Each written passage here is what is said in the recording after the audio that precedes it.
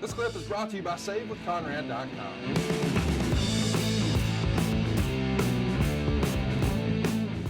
Let's bring up something that's a little controversial at the time. This is directly from the Observer. Basically, the story about being ribbed really hard because we're talking about Billy Silverman. This is a former WCW referee who came over during the invasion. He's going to do an interview on a New York radio show.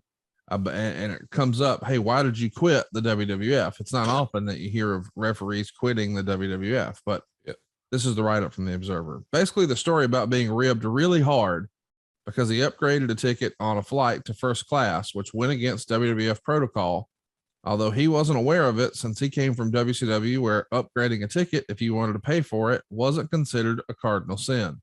And nor should it be. Nor should it be, Conrad. The WWE rule. I thought Billy might have got a raw deal in that situation. He was a good referee. He lives down here in Florida now. I see him on Facebook, things like that occasionally. But he did a good job. Didn't deserve how that all went down. And I think there's some anti-Semitism with some of the talents. I think Billy was a Jewish kid, and some talents are so ignorant they just can't figure out. You know, everybody's got a right to live their life. So I was one that did not agree with that termination. He was on my roster. He was on my payroll, and he did a good job. Reliability, man. He could always depend on Billy to be there and do a good job. But unfortunately, it didn't turn out well for him. And I don't guess he ever really got back into the business to any degree.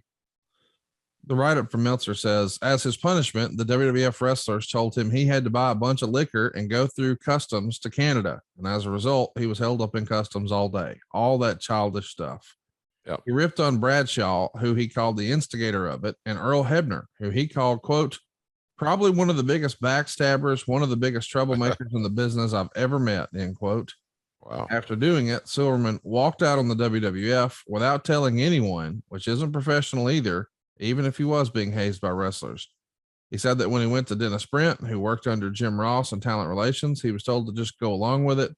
And he blamed the WWF wrestlers for Bagwell being let go and mentioned that Charles Robinson was stripped half naked, taped and bound, and brought out in a production cart as a rib for everyone to laugh at. So some of these guys are having a pretty tough go. And, you know, you've sort of stamped out the whole protocol about the first class ticket. And I know that, you know, maybe some of this falls on your desk because you're running the roster. Yeah. Is this just the way of the world 20 years ago? And how challenging was this for you to keep it between the ditches, as we like to say? Well, it was daunting. It was challenging, no doubt, because I had a philosophical disagreement with how all that was managed.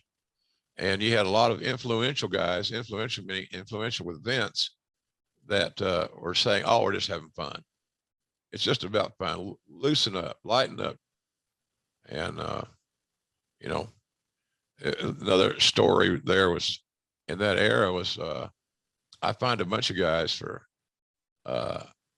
possessing steroids. And I could have fired them all. And I told them that in the meeting. I said, I have the grounds to fire every one of you. And it's sad because I hired most all of you. And you know that we can't have this kind of conduct. And of course, it's the same old shit you hear back, you know, well, we're just trying to have fun and, you know, we're traveling on the road. Hey, folks, it's time to take your podcast game to the next level. And you certainly want to get your almighty push. My God, we have to have a push, right? We'll get that over to adfreeshows.com. Now, I'm telling you, if you're a fan of Grilling JR, adfreeshows.com has the entire episode library, and it's got no ads, zero ads, zilch, none. Ad-free and on video starting at just $9. Did you hear what I said? $9. You spend more than that at Starbucks, for God's sakes. 2 mornings. If that's not all, folks, we got tons of bonus content, including my after-hours roundtable, where drinking was involved with Eric and Tony. You simply will not find a better value in all of wrestling. Hey, look, don't make me go red ass, because by God, you know I will. hurry over to adfreeshows.com right now and sign up. And I thank you.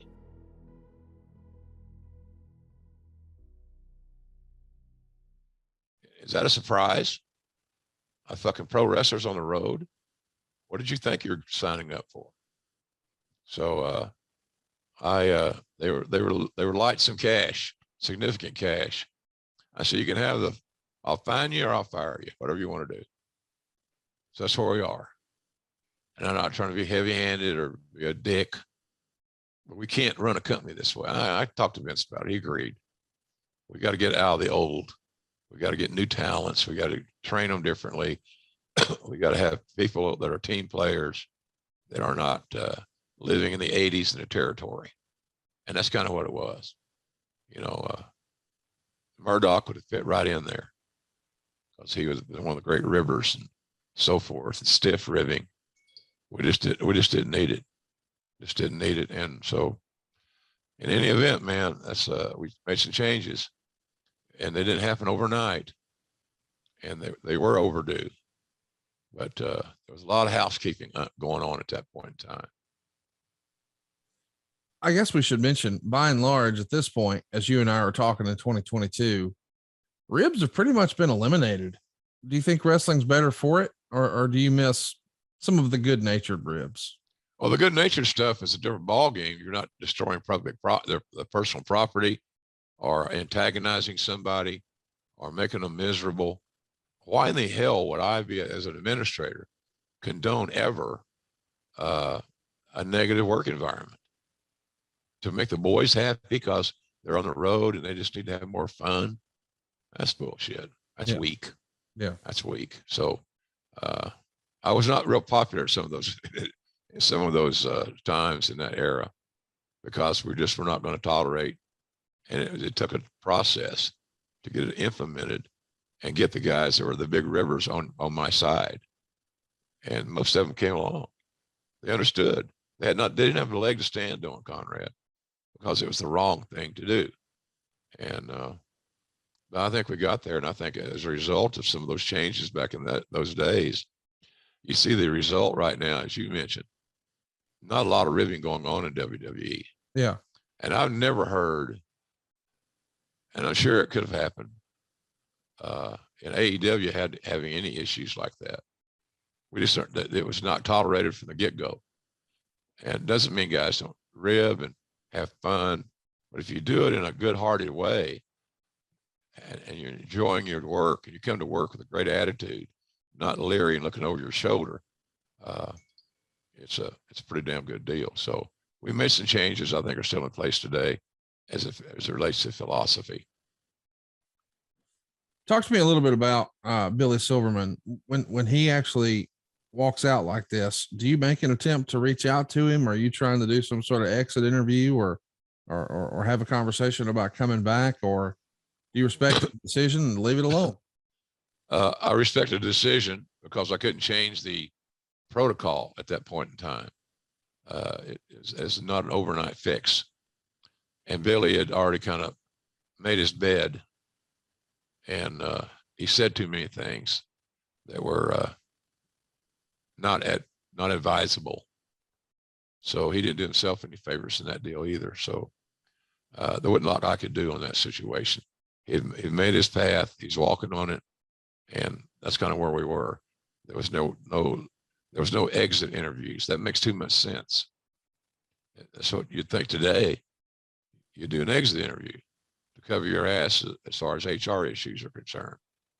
That was not the case. Hey, it's Conrad Thompson. Thanks for checking out the podcast here on YouTube. Be sure to hit the subscribe button and the notifications bell so you get a notice anytime we upload some new content. And go save yourself some money right now. If you're in a 30-year loan or you have credit card debt, it's not a matter of if I can save you money. It's a matter of how much. Find out right now for free at savewithconrad.com.